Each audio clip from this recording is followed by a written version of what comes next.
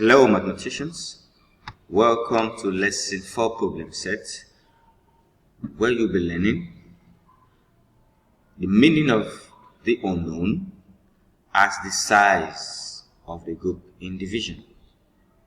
So let's go. This is the repeated addition multiplication sprint that you'll be doing. Now let's go.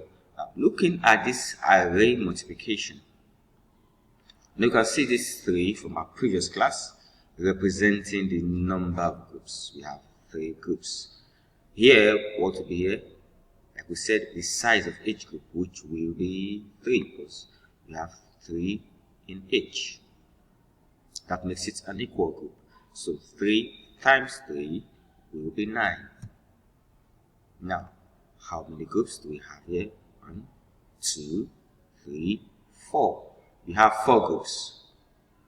What are the size? What's the size of each group? Let's count the hearts. That's 1, 2, 3, 4, 5, 6, 7, 8, 9, and 10. So the size of each group is 10. So this will be 4 times 10. And 4 times 10, 10 is 40. What is the number of groups? 3. The size of each group is 4, right? 1, 2, 3, 4. That's 3 times 4, which equals 12. We have 5 groups. The size of each group is 3. That's 5 times 3, which is 15. We have 8 groups, 2 in each group. 8 times 2, 16. Now let's look at an application problem. The Students' Council holds a meeting in Mr. Chang's classroom. They arrange the chairs in 3 rows of 5. How many rows? 3 rows of 5. Now how many chairs are used in all? Now if this is 3 rows of 5, 1, 2, 3, 4, 5. 1 row, 2nd row, 3rd row. So we have 3 rows of 5, right? Good. So if we look at this carefully, you see that there are 15 circles here, meaning there are 15 chairs. There were 15 chairs used in Mr. Chang's classroom. Okay, yesterday, Mr. Ziegler bought a new pack, 18 markers. He shared them with me by dividing them into 2 equal groups. Now, I have a bunch of new markers for making our charts. Do you want to know how many markers he gave me?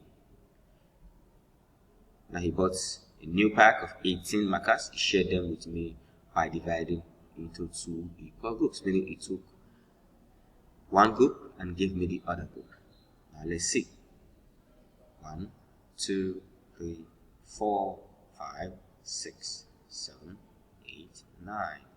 That's 1 group. 1, 2, 3, 4, 5, 6, 7, 8, 9. That's another group. So we can see that we have 2 groups here and 9 in each group. So you now know how many markers he gave me? Yep, he gave me 9. If you count all together, this gives 18. The 18 markers he bought.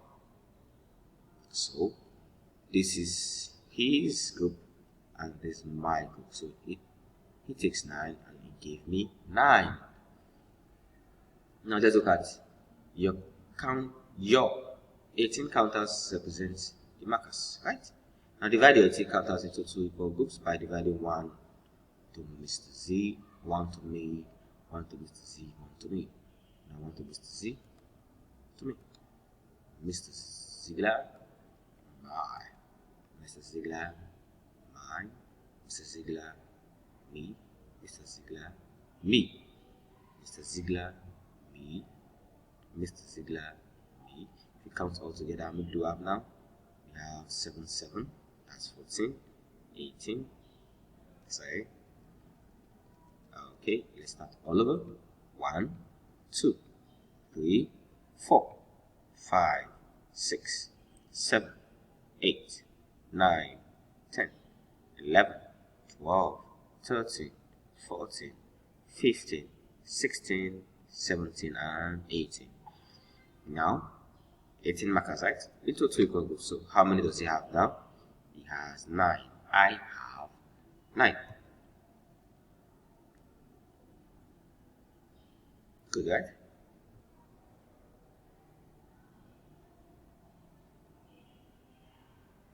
Okay. It's the same procedure. So, using the complete sentence, tell how many counters are in each group. There are 7 counters in each group, right? 9 counters in each group. So, Ziegler gave 9. If we are to write the number sentence to show how many markers was given, or we both have, that would be what? 18 markers. Both have 18, but he has 9, I have 9. So we divided 18 into how many groups? 2 groups. If 18 is our total and 2 represents our equal groups, then remind me, what does our unknown factor represent? What is the unknown factor? That should be 9. Now suppose Mr. Ziegler has 15 markers and shared fairly with 3 teachers.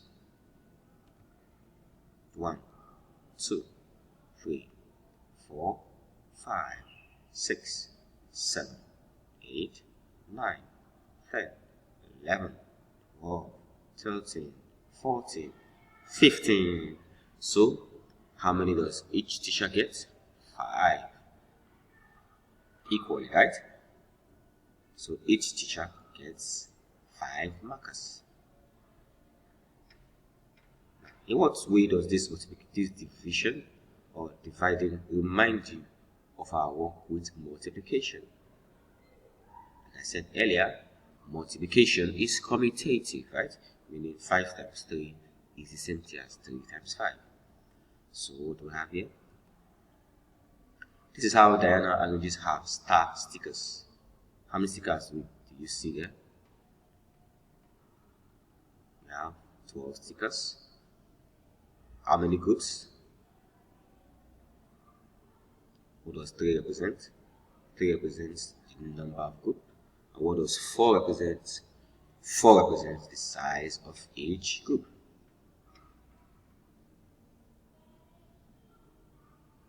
So this is the division sentence. 12 divided 3 equals 4. 12 divided 4 equals 3. Now what is the difference between this division? 12 is total number of groups, size of each group, size of each group, number of groups.